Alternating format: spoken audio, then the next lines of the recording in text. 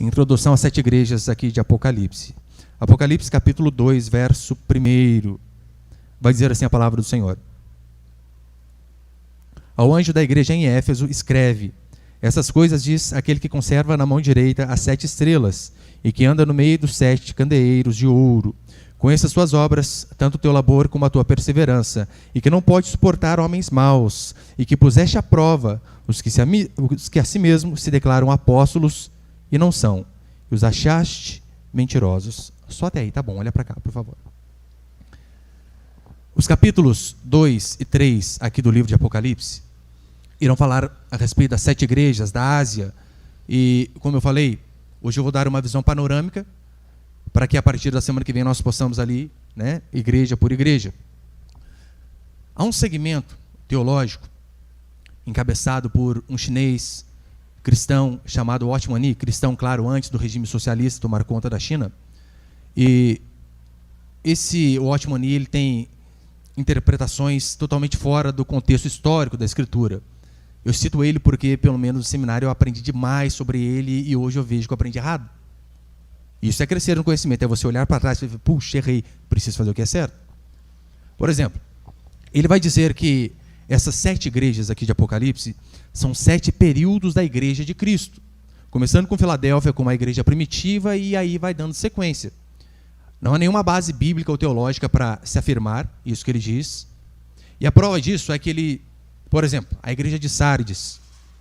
Ele diz que a igreja de Sardes é a igreja referente ao período da Reforma Protestante.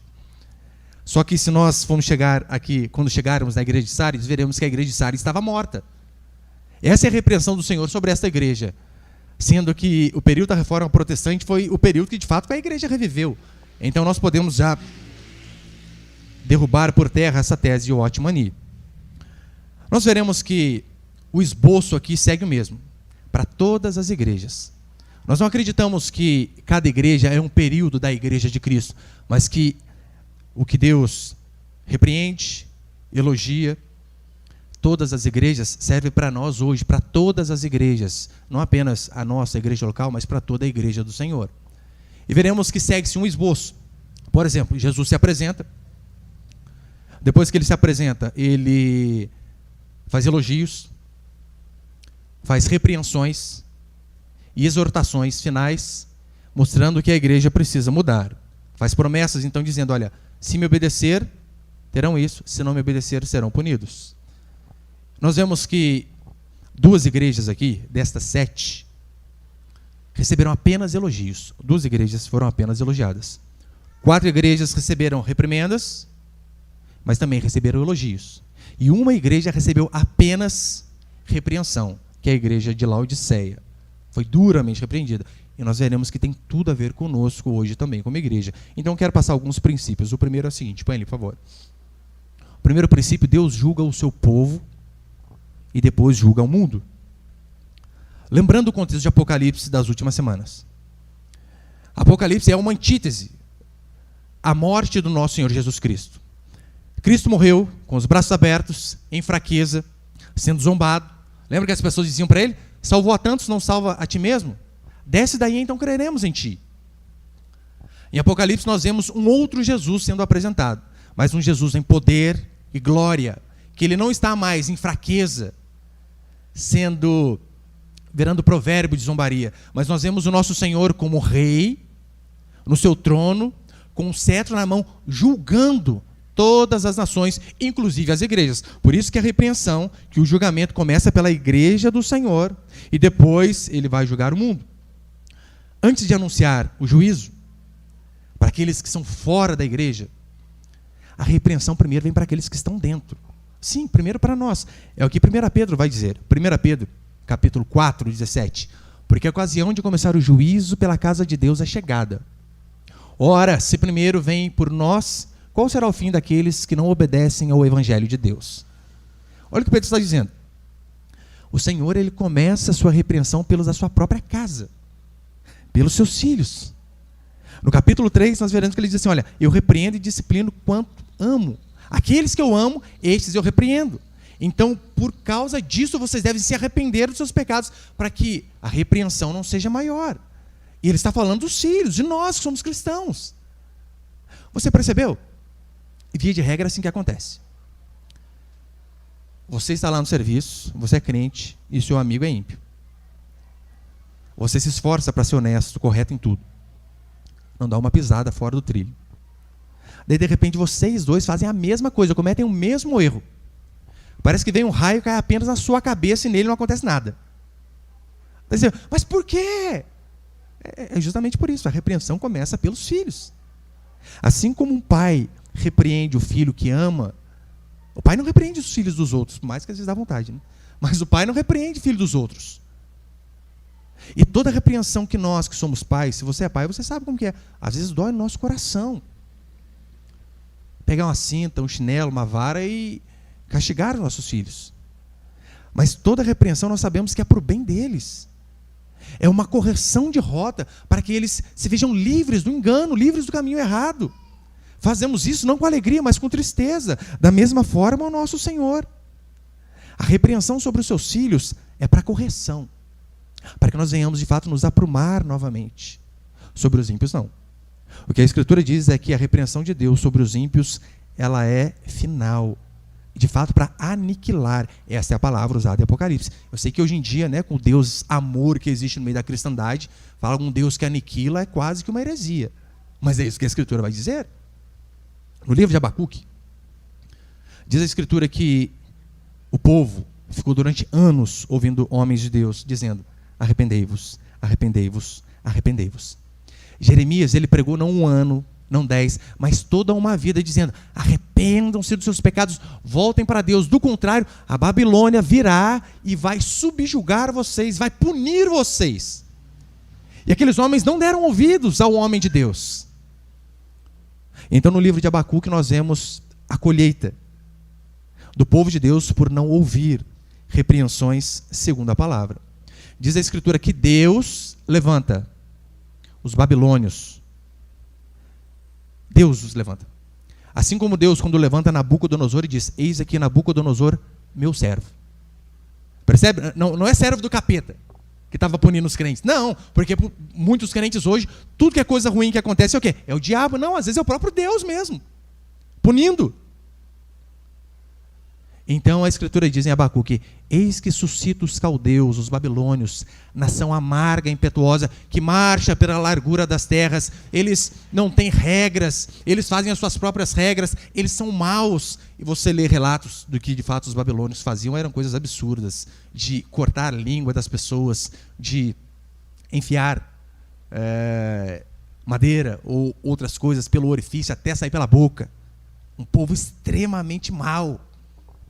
Matava mulheres grávidas, serrava ao meio, enterrava pessoas, deixava com a cabeça apenas para fora e deixava ali, até a pessoa morrer lentamente. Assim eram os babilônios.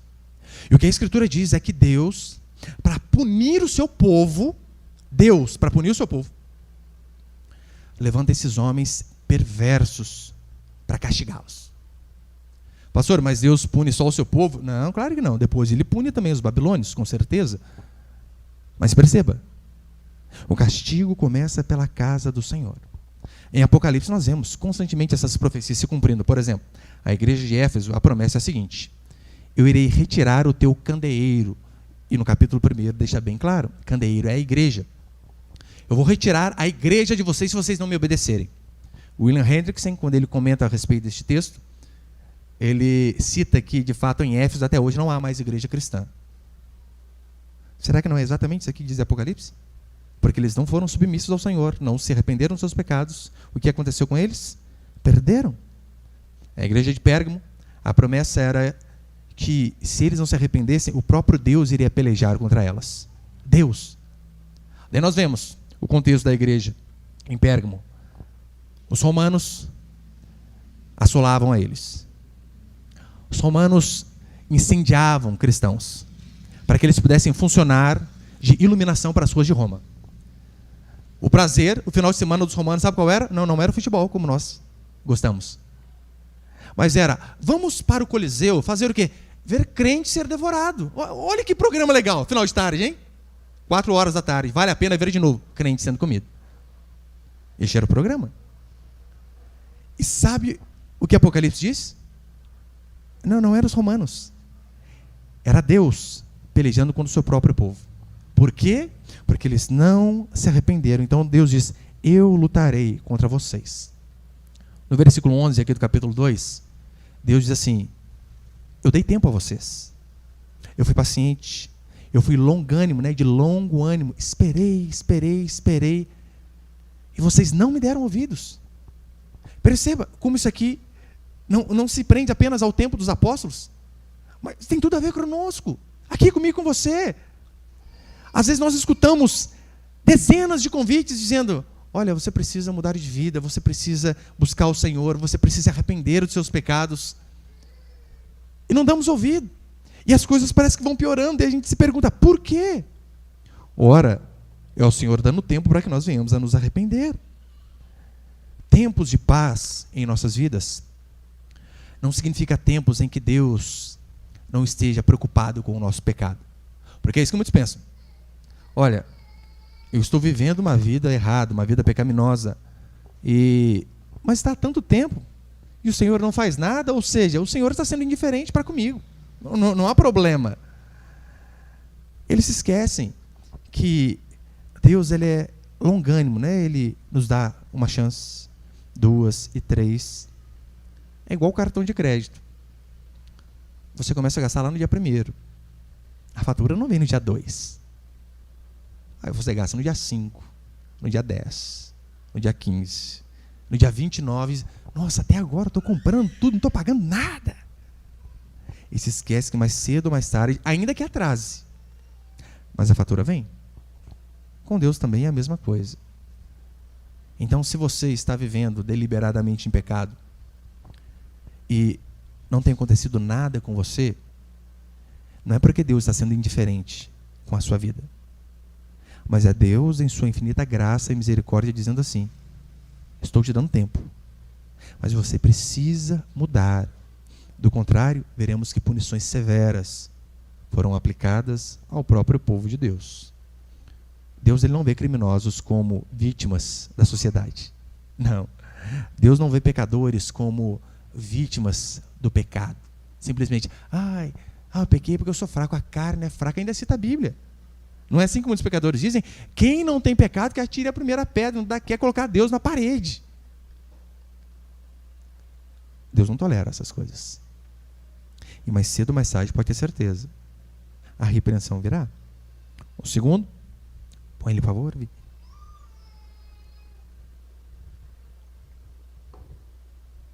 O segundo princípio: só Jesus conhece a nossa verdadeira realidade. Olha o versículo 9, você pode acompanhar comigo? Aqui ele está falando da igreja de Esmirna. Apocalipse 2:9. Conheça a tua tribulação e a tua pobreza, mas tu és rico. E a blasfêmia dos que a si mesmos se declaram judeus e não são, sendo antes sinagoga de Satanás. Olha, eu conheço a tua tribulação e a tua pobreza, mas vocês são ricos. Ou seja, era uma igreja extremamente pobre, financeiramente falando. Mas ainda assim Jesus dizia: vocês podem não ter influência aqui na sociedade, vocês, igreja de Esmirna. O que é vocês? Quem conhece vocês? Quem conhece a gente aqui? Ninguém. Tem gente que nem... Às vezes, quando as pessoas me perguntam: você acha qual igreja? Eu falo da igreja de Resgatar. Da onde? De Pinda. Não conhece. Provavelmente a igreja de Esmirna estava no mesmo caminho. Ninguém a conhecia. Pobre. Diante dos homens. Ainda que nós, não apenas como igreja local, mas nós somos igreja do Senhor, individualmente, cada um de nós. Ainda que nós, como membros da igreja de Deus, neste mundo, sejamos insignificantes, sem influência nenhuma. O que importa é que Deus de fato conhece a realidade de cada um. A minha realidade, a sua realidade. Porque perceba, Deus diz assim para outra igreja: vocês são ricos, todavia são infiéis. Para a igreja de Esmirna é o contrário. Vocês são ricos para comigo por conta da fidelidade, mesmo em meio à tribulação, tentações, angústias, lutas e dificuldades. Vocês não negam a fé que vocês têm em mim. Vocês continuam fiel. Lembra quando Lucas diz assim, o Senhor diz, né, que a vida de um homem, ela não consiste na fartura de bens que ele possui? O Senhor sabe, meu irmão, a realidade de cada um de nós. Não adianta nós passarmos uma propaganda enganosa para os outros, sendo que Deus conhece a nossa realidade. Perceba, quantas pessoas hoje em dia, elas parecem a igreja de Laodiceia. Depois o Senhor, quando vai falar sobre a igreja de Laodiceia, ele diz, olha, vocês se dizem ricos, mas vocês são pobres, miseráveis, cegos, nu. Mas diante da sociedade, nossa, vocês são joia. Todos aplaudem a vocês. Quantas igrejas não são assim? Quantas pessoas não são dessa forma? Elas passam uma imagem para os outros. Aquela imagem de que, olha, não há dificuldade alguma. De que não há tribulação. De que ela não passa um perrengue sequer. São afortunadas, mas no fundo são miseráveis. E você conhece pessoas assim? Pessoas que vivem de aparência. Eu, pelo menos, é difícil, às vezes, quando eu dou uma lida no Facebook ali, eu ver alguma pessoa, alguma mulher, só exemplo, mulher, nada contra, postando uma foto, lavando o fogão sujo, sem maquiagem, sem filtro. Isso aí não dá ibope. O legal é o quê? É passar uma imagem que não existe. Daí você olha a vida da pessoa numa rede social, você pensa, isso aqui que é felicidade, isso aqui que é alegria, gente. Só viaja, segunda está num lugar, terça no outro, quarta no outro, o que é isso? Comendo as melhores coisas. Daí quando você conhece, você vê, mas calma aí, não é a mesma pessoa da rede social. Não. Rede social engana demais, né? Tinha uma moça uma vez, ela sempre comentava umas coisas minhas lá. Daí falou, vou à igreja. Ah, vai sim, venha receber você.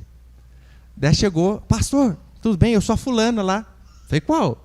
Aquela uma. Ah, mentira, não é nada. Eu sou. Nossa, vai ser a outra, gente. Por que você vem esculhambado para quê? Não falei isso, né? Por que você não vem igual você vem no Facebook, gente? Mas muitas pessoas são assim. Elas vivem apenas de aparência. Na mídia são influenciadores, sempre belas.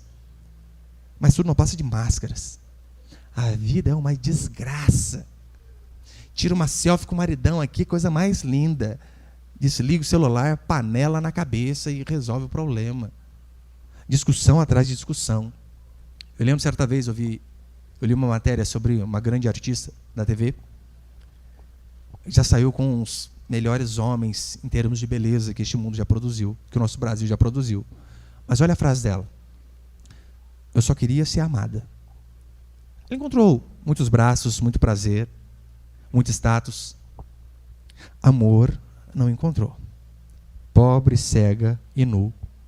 Por isso a importância de nós nos avaliarmos. Será que nós também não estamos talvez seguindo o mesmo caminho da igreja de Laodiceia? De passarmos uma imagem para os outros, sendo que na verdade a nossa realidade é outra, totalmente diferente, que Deus sabe o que você é e o que você aparenta ser. Portanto, isso é uma advertência. Advertência para aqueles que julgam as pessoas apenas de forma exterior, porque Deus conhece o interior, com certeza.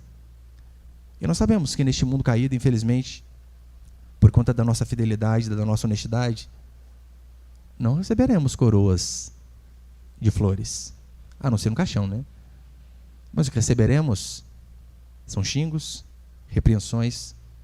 Se você for um crente fiel a Deus, neste mundo perdido ao qual vivemos, não há a mínima possibilidade de você receber aplausos das pessoas. Não há. Experimente. Experimente a ser fiel de verdade. Experimente você que é mulher casada, falar, na minha casa, quem governa é o meu marido, ele é o cabeça. Experimente. Nem para o final de ano eles vão convidar você mais. Experimente, você que é homem, a falar que você não tem senha no celular, que você não fica de conversinha com nem irmãs da igreja, que você é fiel e não vê nada que seja de desagrado aos olhos do Senhor. Experimente. Experimente falar lá na sua faculdade, lá na sua família, que você é fiel com o seu dízimo. Vamos ouvir, como os irmãos que já ouviram. Tá indo para a igreja para dar dinheiro para pastor, não é? Experimente ser fiel neste mundo caído. Experimente se posicionar contra o feminismo. E se prepare para não cair uma pedra sobre sua cabeça, mas uma chuva de pedra.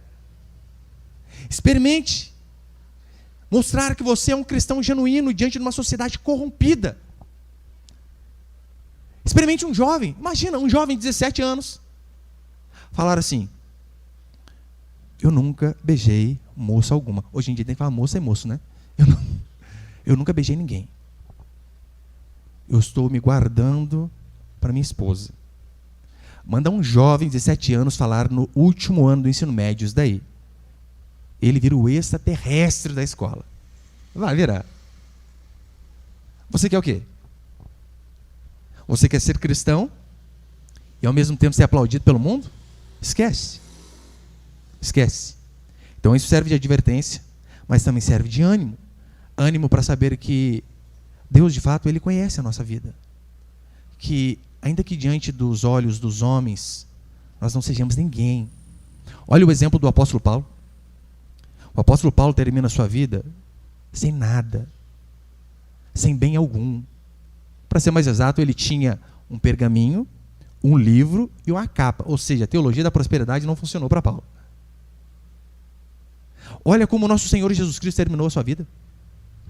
Olha como ele começou. Imagina Jesus Cristo chegando à Universal para dar testemunho. Imagina. Como começou a sua vida, meu rapaz? Eu nasci e meus pais me colocaram em uma manjedoura. Nossa, você começou quebrado, hein? Nossa, totalmente, Senhor. Quebrado. E a sua infância, como que foi? Meu pai é carpinteiro. Mas com você vai ser diferente. Como que você terminou? Entre ladrões. Ainda que nesta vida nós sejamos provérbio de zombaria, devemos sempre lembrar que a nossa pátria não é esta. Ainda que vestimos sim as cores do nosso país, mas a nossa pátria é a celestial. É de lá que nós esperamos a nossa recompensa. Eu não sei se é verdade ou se é apenas um conto. Conta-se que uma vez um pastor missionário estava voltando, depois de anos em outro país, deixou sua família, estava voltando, e ansioso porque ele largou a sua igreja, largou a sua família, os irmãos, os parentes. E então, quando ele está voltando, o avião, na hora que ele começa a taxiar no aeroporto, ele vê várias pessoas esperando, com bexiga, com cartazes: seja bem-vindo. Ele fica feliz, dizendo: puxa, o Senhor honra os seus servos. Valeu a pena tudo isso que eu fiz. E então, ele fica por último para descer da aeronave. Só que dentro daquela aeronave estava o prefeito daquela cidade, toda aquela festa era para ele. Não tinha uma alma viva sequer para receber a ele. Ele então começou a esbravejar, ficar bravo com Deus, dizendo: por quê? Senhor, 3 anos te servindo. E o que eu recebo quando eu chego em casa? Nada. Então ele sente como se Deus falasse com ele em alta voz, dizendo: quem disse que você chegou em casa, meu filho? Essa daqui não é a sua casa. A sua casa é a casa celestial, é de lá que você vai receber a recompensa. É neste lugar que eu e você devemos esperar. Não é errado querermos avançar aqui, temos sim ter planos, mas você ficar mendigando recompensa das pessoas, às vezes seu marido, irmão, não percebe que você pintou o cabelo. Imagina, você fica angustiada, gente. Nossa recompensa vem do Senhor, dele nós teremos a recompensa. Terceiro, já estou encerrando. Terceiro princípio: dentro da mesma igreja temos pessoas fiéis e pessoas infiéis. Capítulo 2, verso 13. Olha o que vai dizer. Aqui é a igreja de Pérgamo. Conheço o lugar que habitas, onde está o trono de Satanás, e que conservas o meu nome e não negaste a minha fé. Ainda nos dias de Antipas, minha testemunha, meu fiel... Só começo. Conheço o lugar em que habitas, onde está o trono de Satanás, e que conservastes o meu nome e não negaste a minha fé. Aqui provavelmente é uma alusão a cidade do imperador, porque havia o culto ao imperador. Então, provavelmente, essa daqui é a alusão que ele faz. No verso 14, tenho todavia contra ti algumas coisas, pois que tens aí homens que sustentam a doutrina de Balaão, o qual ensinava a Balaque a armar ciladas diante dos filhos de Israel. Perceba, a mesma igreja de Pérgamo estava num lugar totalmente hostil para o cristianismo. Mas mesmo assim, havia pessoas honestas, pessoas fiéis ao Senhor. Mas também haviam pessoas infiéis. A igreja de Sardes, o Senhor começa repreendendo, depois ele elogia. Ele ainda vai dizer, né, olha, mesmo vocês vivendo num lugar onde Satanás habita, hoje talvez escreveria essa carta para nós no Brasil, né? Aqui é o trono do capiroto, esse lugar que a gente vive. Mas ainda assim, ele diz, mesmo assim vocês conservaram a sua fé. Mas nesta mesma igreja, havia pessoas que viviam apenas de aparência. Eram crentes nominais, estavam lá quarta e domingo. Contribuíam, cooperavam com aquilo que podiam, mas não eram cristãos genuínos. Perceba, mesmo igrejas verdadeiras possuem erros.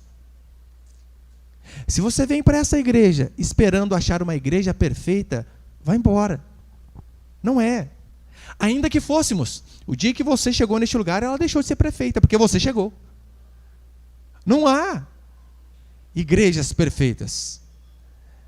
Ele não está falando aqui de falsas igrejas. Perceba, não é carta às falsas igrejas. Não, são igrejas de Deus. Mas mesmo na igreja de Deus, existiam pessoas boas e pessoas ruins. Com exceção de Esmirna e Filadélfia, todas as outras foram repreendidas.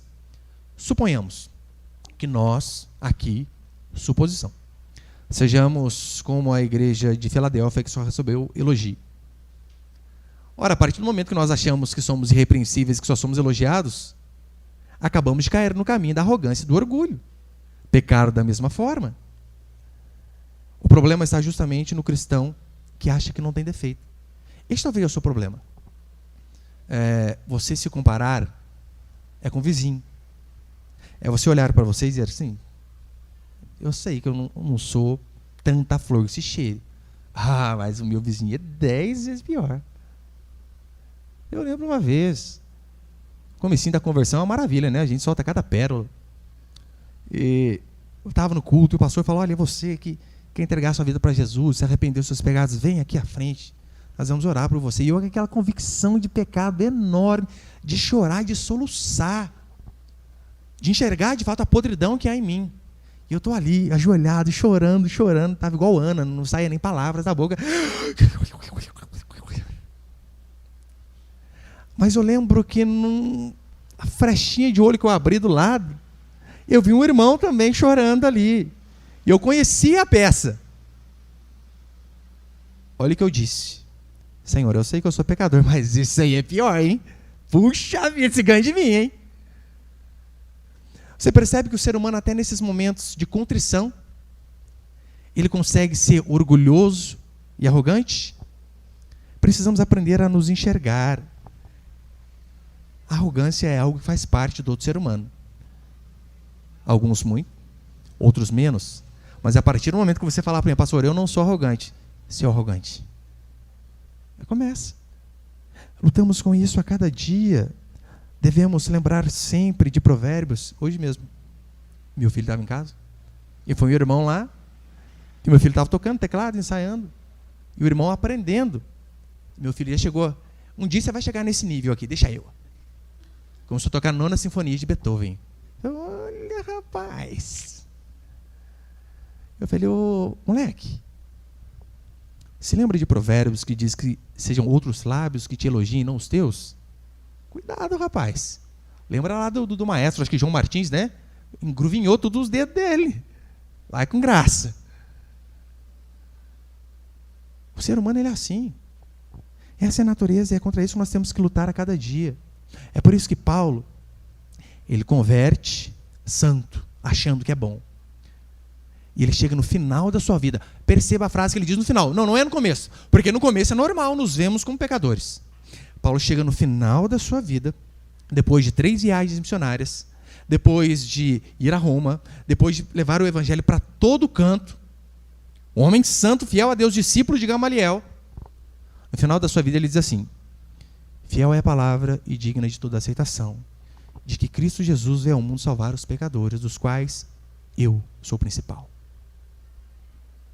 No final de sua jornada, Paulo disse: eu sou o principal dos pecadores. Nós não conseguimos falar isso nem no começo. Essa é a diferença de pessoas que conhecem a Deus de verdade. Lembra aquela oração de Davi? Senhor, vê se há em mim algum caminho mau, tu me sondas e me conheces. Devemos orar constantemente, porque pode ter certeza, há caminho mau. O que temos que fazer é orar para que o Senhor mostre e nos ajude a mudar. Se Davi, que era um homem segundo o coração de Deus, mentiu, matou e adulterou, e nós? Vigiar. E para encerrar, põe o quarto ali, por favor, Vi. Para encerrar, o quarto princípio é o seguinte: das 7 igrejas, só 2 não receberam repreensão. Lembrando, isso aqui é o início da igreja. Havia um apóstolo vivo ainda. João estava vivo. Ou seja, podemos considerar aqui ainda como a era apostólica. Havia apóstolo vivo. Só que as pessoas têm normalmente uma imagem idílica da igreja primitiva. Em que sentido? Cara, a igreja primitiva era só amor, o pessoal repartia seus bens com todo mundo, não tinha problema nenhum na igreja, o pastor não ficava bravo, o pessoal chegando atrasado, os irmãos chegavam todos 7h30 no culto. Sabe que nem direta para vocês, né? Sabe, né? 7h30. Tem direta? Indireta. Só que as pessoas pensam assim: ah, mas a igreja primitiva era o céu na terra. Não havia erros. Até boas igrejas estão carregadas de erros e precisam melhorar a cada dia. Não se iluda.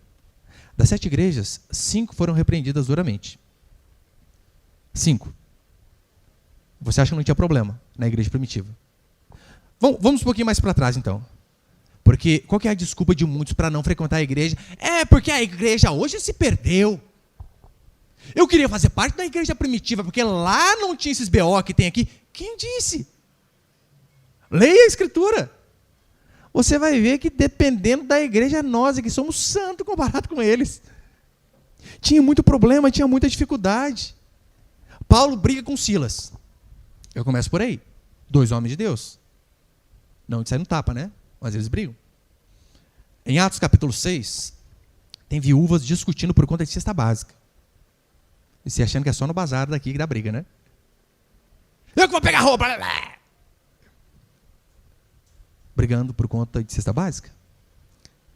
Na igreja de Corinto, havia um caso de adultério na igreja. Não era um adultério comum. Um rapaz estava tendo um caso com a madrasta, pegando a mulher do pai. E os desigrejados como desculpa dizendo: não, se fosse a igreja primitiva eu faria parte. Tem certeza?